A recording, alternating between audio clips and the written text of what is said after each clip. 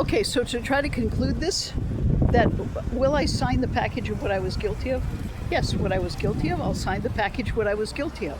You, I'm not going to sign I will never sign the idolatry package, or I will never get into agreement to let go of the anger over you saying that it's an idol, it's an obsession, that I need counseling, that I need, to let that go and to hand that over to God. That's pending. That's also part of the project.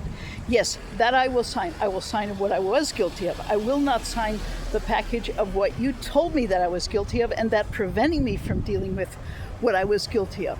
Two things. Spencer Street, 5 blocks within 5 years. In '86, that it would have been better to have let go of the anger toward that dude. It wouldn't have been automatic. It wouldn't have been. There's still areas that I'm still handing over to God related to them, and situations that are coming up back in my memory.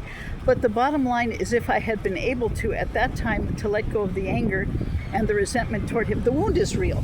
The wound is real. It left an after effect with both me and my mom, because my mom was the one that put her friend together with this Otis, and they were married for 17 years. This is the 50th anniversary of what would have been their wedding. He passed away in '93, 3 months after my dad. So yes, the wound was real. We're not denying that.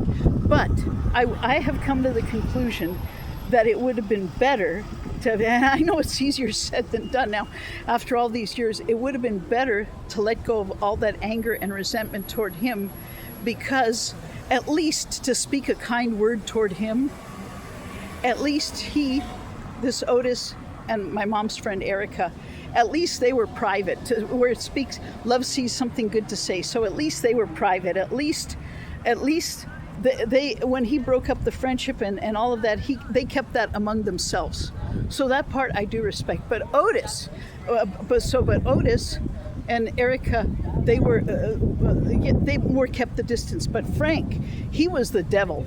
He was the devil. He was stirring up anger and resentment. I was mad at you, Carol, because you didn't want to see it, because you were acting like he was my brother in Christ.